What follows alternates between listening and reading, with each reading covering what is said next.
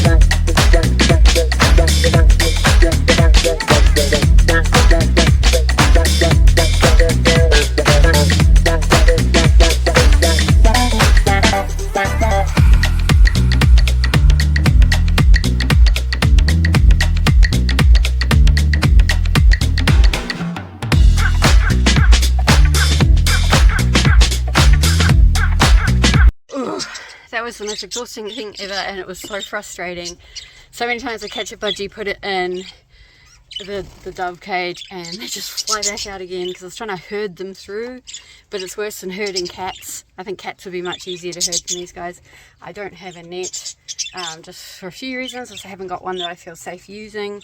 The problem with nets is you can't feel the rim of the net, and if you go down quickly on a bird you can really hurt it.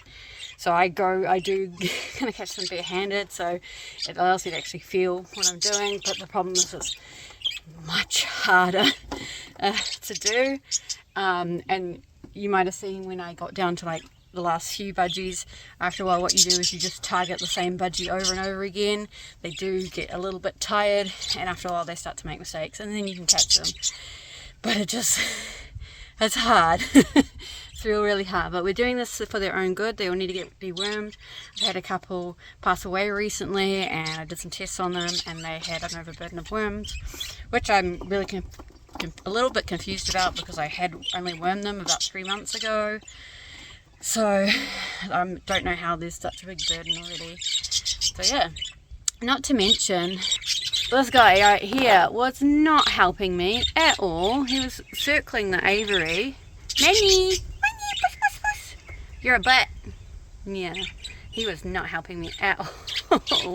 So he's freaking the birds out and causing them to fly around a lot more than usual as well.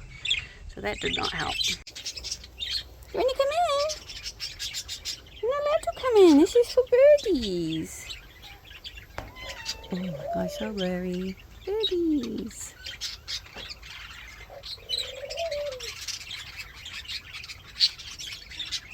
He won't care, he wants to come in. No! Not allowed! Not allowed! Yeah, that's why. There's big toys. Yeah, naughty. But yeah, so now I'm going to get each individual bird from in here and deworm them. I'm using fenbendazole and ivermectin. Usually I just go with the fenbendazole, but the ivermectin is going to get external mites as well, and I just really want to cover it just in case there's some resistance going on. I used fenbendazole last time. Now, of course, with fenbendazole and ivermectin, I have the appropriate dosage per bird. A lot of people overdose their birds with ivermectin, and it is actually a neurotoxin at high doses, so it can cause seizures and things like that. A lot of people have been really lucky and gotten away with it, but I have heard of people causing their birds to have seizures with ivermectin. Certainly in dogs, you might have heard of the MDR1 gene, which basically causes the dogs ivermectin to cross over the blood-brain barrier in dogs, and it causes them to have seizures, paralysis, etc., etc., and they can die from that. So you do actually have to be careful with ivermectin, and that's why it baffles me that there's so many people that just take it like it's candy, because it can actually be a really dangerous drug if used incorrectly. So anyway, I'm going to be doing that today. It's all dosed appropriately for a roughly 40 to 50 gram bird, and we're going to be getting some ivermectin on the neck, topical ivermectin over the jugular, and oral fenbendazole. And then probably in a couple of days they will squirt out some lovely ascarids, because that's the fecal results that I was seeing. I was seeing ascarid and capillaria eggs, and some of these guys have some quill mites as well, so hopefully we'll cover that. So yeah, I'll put up some pictures of capillaria and ascarid eggs.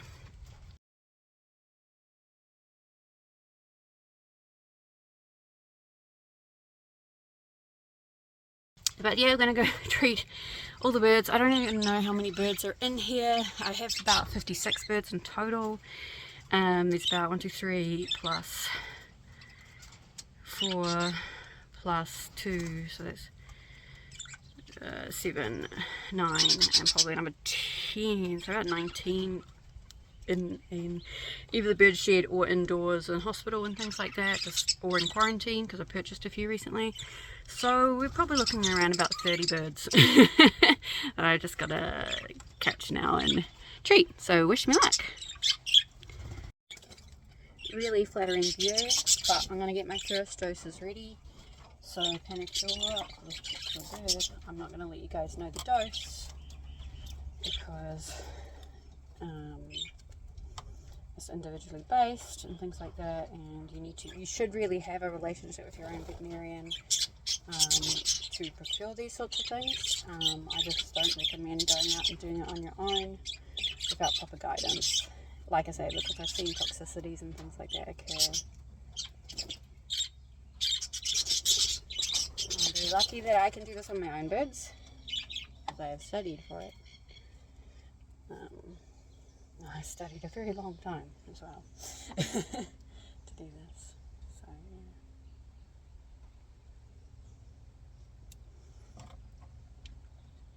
yeah. Alright. So yeah, got my drugs drawn up. My fenbendazole and my ivermectin. Ivermectin's going to go topically, and this is going to go orally. So now I need to catch the first bird.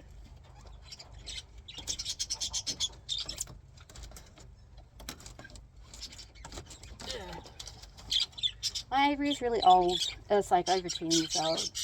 I'd love to remake it and do everything. That'd be nice someday. But it serves the purpose. It just looks ugly. Hello. Alright, who's first? I'm gonna do you first.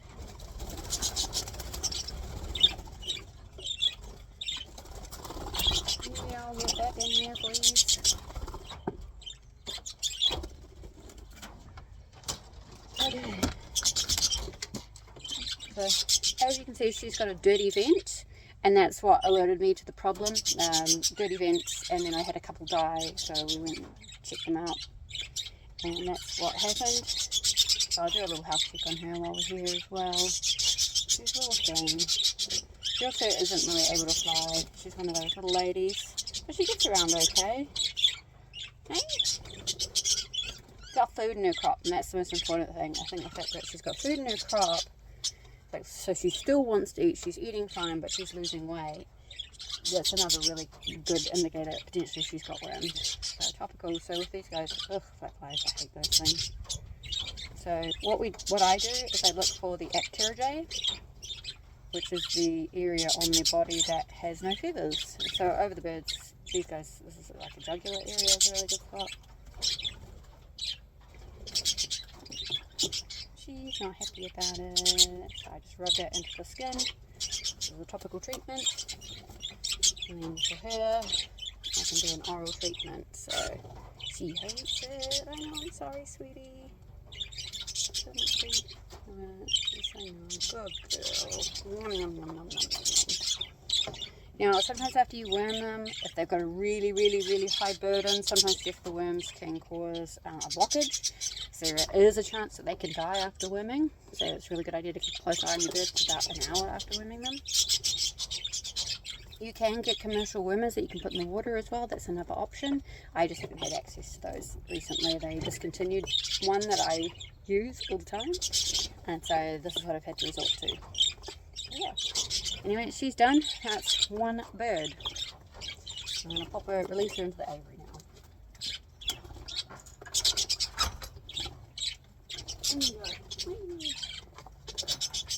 Okay, so I'm just going to go do that 5 million more times.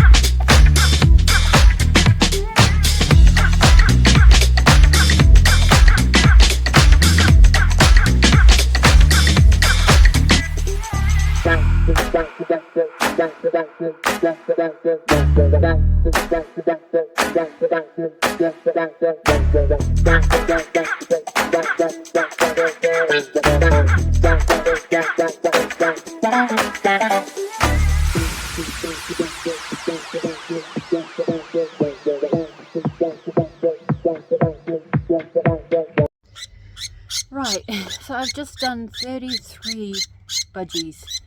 It was hell. I got bitten so many times, and the birds that stay to the end are always the birds that are hardest to catch and usually the most bitiest. So you get more and more tired, and then you have to deal with grumpier birds. This is the last bird. I just really wanted to see if I could show you. Oh, she's going to be difficult too. I'll show you the Aviary. It's really hard.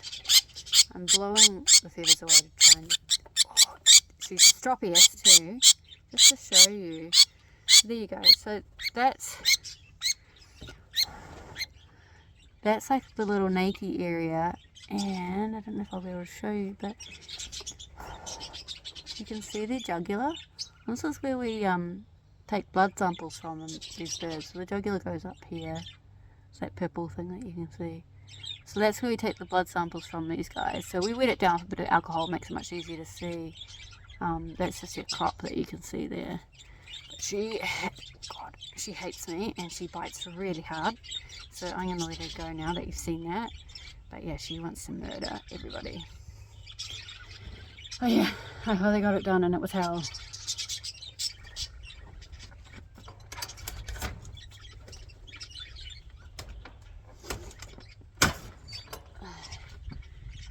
Yay!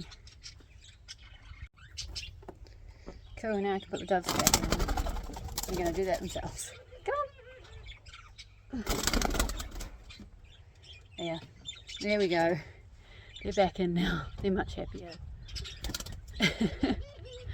Oh God. Not to mention, they kept having these little flat flies that kept coming out of their feathers, and they kept going in my face and in my hair, and it was horrible. Yeah, these guys are really annoying little creatures. You can slap them and they won't die. So hopefully the ivermectin will get rid of them. A little bit of grossness for everybody. Yum. I'll zoom in on him, not really. Yeah.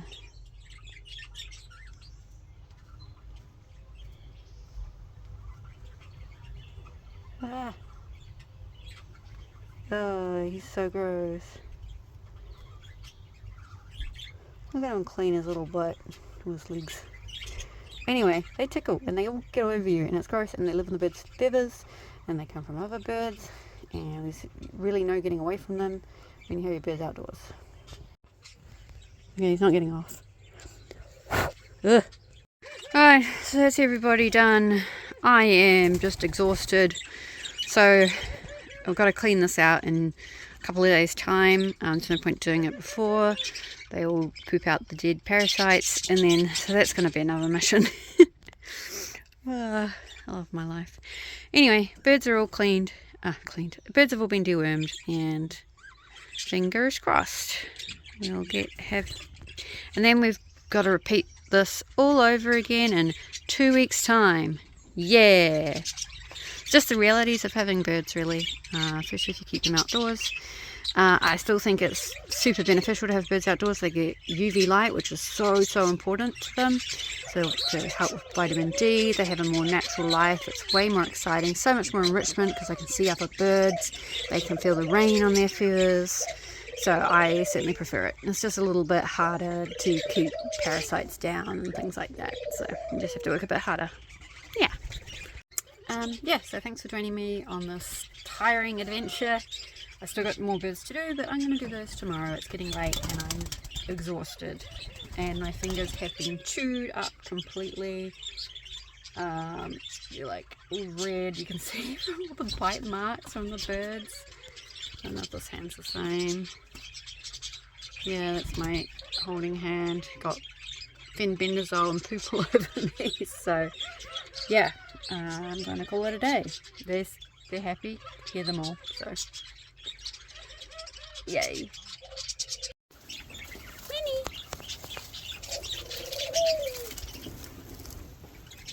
You went in. You're not allowed in. You're not in. Birdie's not for you. Birdie's not for you. Come in. You can't come in. It's for the birdies. Yeah. They don't appreciate you.